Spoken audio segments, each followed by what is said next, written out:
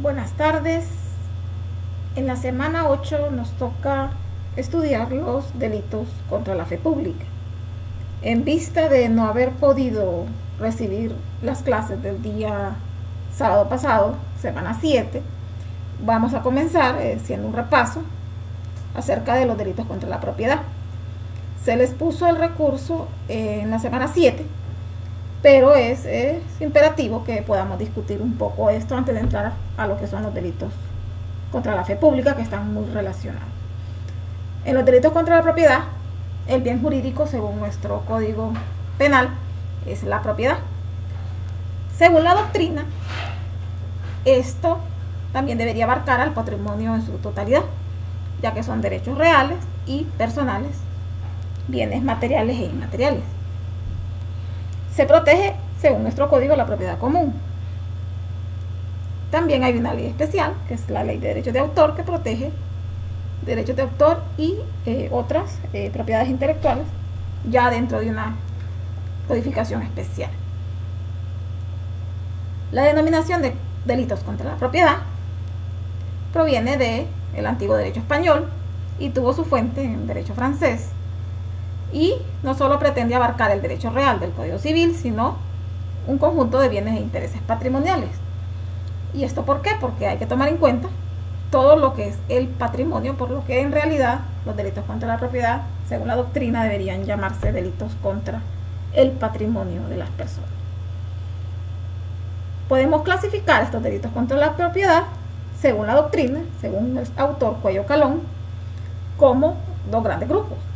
El primero, delitos con el fin de enriquecimiento, o sea, la adquisición de bienes ajenos, en los que podremos encontrar en nuestro código lo que es el robo, el hurto, la usurpación, defraudaciones, usuras, etc., que vienen desde el artículo 217 y subsiguientes, y los delitos caracterizados por la lesión a la propiedad ajena mediante hechos encaminados a destruirla o menoscabar su valor, como son los delitos de incendios y los de daños. Nos vamos a centrar en esta presentación en lo que son los delitos de hurto y de robo, en el caso de apropiación de bienes. Para Carrara también estos delitos contra la propiedad, que es que necesitan lucro, son el hurto, apropiación indebida, falsedad privada, usura y apropiación de cosa perdida, que también está regulada en nuestro Código Penal, y los delitos que dañan la propiedad, como son los daños. Las características hay que fijarse, son tres aspectos fundamentales. Siempre estos delitos recaen sobre un bien y tenemos que saber apreciarlos, porque para poder probar en juicio que realmente hubo una afectación a este patrimonio, debemos poder probar que esto tiene un valor, ya sean derechos o ya sea un bien material, o que el autor a sí mismo esté movido por una intención específica. Tiene que haber en este caso asimismo un perjuicio, es decir, sin el consentimiento y el permiso del propietario, que tiene la capacidad de darlo. O sea, no es que usted entrega la cosa material o el derecho inmaterial de manera voluntaria y luego se ve defraudado. En este caso que estamos hablando, tiene que haber un consentimiento no dado. O sea, la persona contra su voluntad es despojada de un bien material, ya sea objetos o un material como un derecho. Entramos así a lo que nuestro código delimita como delitos de hurto. El hurto, que es el primer delito que vamos a revisar en nuestro Código Penal, proviene de la palabra latina furtum, que significa llevarse algo literalmente, que viene asimismo del derecho romano. En Roma estas disposiciones para los hurtos estaban plasmadas en las 12 tablas. Podemos nosotros, al analizar el hurto, ver que podemos encontrar que existe una modalidad que se llama doctrinalmente el hurto simple, que puede ser definido como el apoderamiento ilegítimo de una cosa mueble, total o parcialmente ajena. Se protege en este caso que usted sea el tenedor legítimo de la cosa mueble.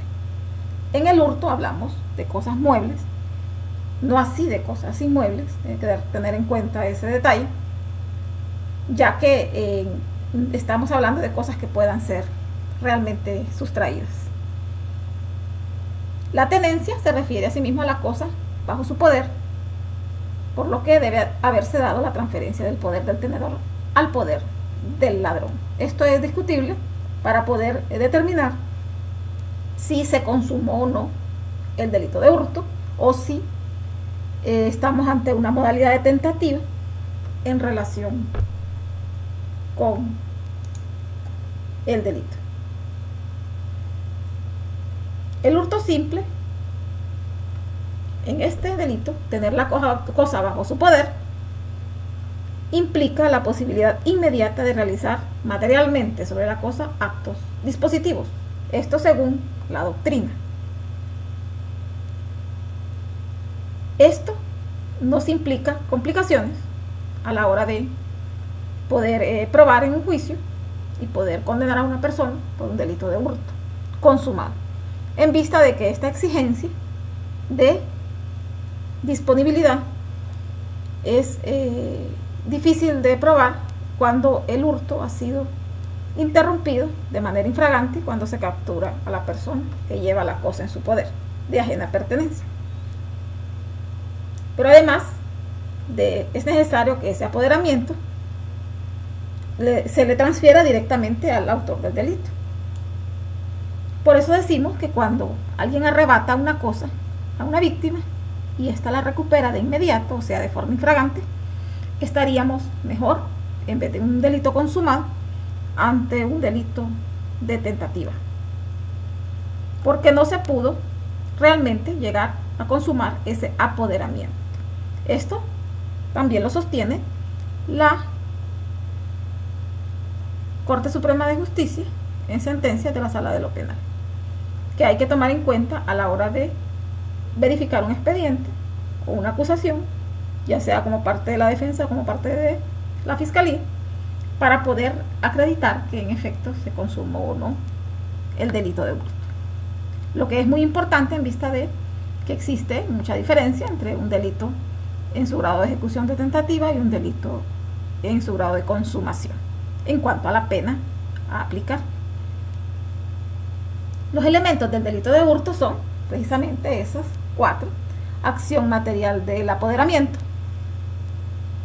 No es solo tomar la cosa, sino usurpar el poder de disposición que se tiene sobre ella. Hablamos de físico en vista de que estamos hablando de bienes muebles. Tiene que ser, en efecto, uno de los elementos del delito de hurto. La cosa es mueble, además de ser material y susceptible de tener valor. En el Código Civil encontramos las definiciones de lo que es una cosa mueble. La ajenidad de la cosa es otro de sus elementos. La cosa ajena es aquella que no es propia ni es susceptible de apropiación. Debe entonces pertenecer a alguien. En un juicio, usted, para poder probar un delito de hurto, debe acreditar que esta cosa mueble tiene dueño, o sea, una factura, un título de propiedad, algo que acredite que, en efecto, la persona víctima es la propietaria de esta cosa mueble. Si no existe esta prueba, estaríamos ante un menoscabo de uno de los elementos del tipo de hurto. La tercera característica, elementos del delito de hurto, la ajenidad de la cosa. Es aquella cosa que no es susceptible de apropiación porque ya pertenece a otra persona. En vista de eso, vemos el requisito de que se deba probar quién es el dueño, como muy importante. La ilegitimidad, evidentemente, apoderamiento ilegítimo de la cosa, es que la persona que toma el objeto, la cosa mueble, sepa que pertenece a otra persona. Que no sea una confusión de bolsa, un error en que podría suceder y que invalidaría toda la acusación al respecto.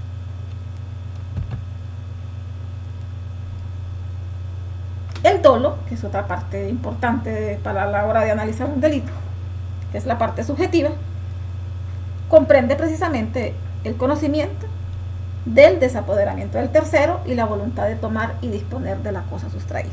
O sea que este dolo lleva dos característica, no solamente que es tener el conocimiento de que ese objeto, esa cosa material, cosa mueble, pertenece a una tercera persona, y asimismo tener la voluntad de tomarlo y disponer de esa cosa sustraída. Esos son elementos importantes a la hora de determinar si la persona es o no autora de un delito de hurto simple. En el artículo 223 de nuestro Código Penal vigente podemos encontrar cómo está tipificado, según nuestro Código Penal: comete el delito de hurto quien, sin voluntad de su dueño, toma bienes muebles ajenos, los animales incluidos, sin violencia o intimidación en las personas ni fuerza en las cosas. Esta es una característica muy importante, en vista de que el delito de hurto no conlleva ni violencia o intimidación ni fuerza en las cosas, a diferencia de los delitos de robo. Encontrándose una cosa perdida, no la entrega a la autoridad a su dueño. También esto se considera un hurto, ya que la persona sabe o está obligada a saber en ese momento que lo que ha encontrado definitivamente no le pertenece y es de otra persona. Asimismo, quien sustraiga o utilice frutos u objetos del daño que hubiera causado, salvo lo previsto en el libro tercero, que son los libros de faltas. En nuestro Código Penal, las faltas también incluyen sustracción de frutas y de diferentes objetos dentro de una propiedad que podrían considerarse hurto, pero dada su particularidad serían faltas. Así que siempre a la hora de analizar un hurto uno analiza si no estamos ante una falta antes que ante un delito de hurto. Pero sin embargo vemos como si está tipificado quien sustraiga estos frutos. Por eso vemos en la práctica como existen acusaciones contra personas por haber sustraído limones, guayabas, naranjas, diferentes frutos, y aunque parezca un poco exagerado y extremo, es parte de la tipificación penal, y lo que hay que tener cuidado con ese tipo de acusaciones es que esos frutos realmente tengan un valor, que pertenezcan a una persona determinada. Todo esto debe acreditarse, ya que si no, no podríamos configurar el tipo penal. También vemos cómo la cosa mueble se equipara a la energía eléctrica, el espectro radioeléctrico y demás clases de ondas o energías en los sistemas telefónicos, televisivos, facsimiles de computación, cualquier otra que tenga valor económico. Esto significa que si a una persona le cortan la luz, la electricidad en este caso, y decide conectarse directamente sin haber hecho los pagos previos, podría ser acusado de hurto de energía eléctrica, y en otros casos igual. Por lo que es muy importante tener en cuenta de que existe una tipificación para este tipo de conductas, que muchas veces son costumbres de las personas en los barrios y las colonias, pero que realmente, si son encontradas infraganti, podrían ser objeto de una acusación.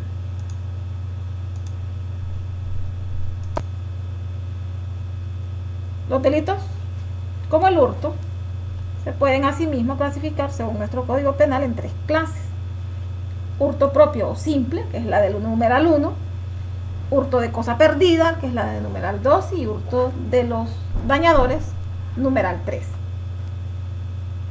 Nuestra legislación exige que se cometa sin violencia o intimidación.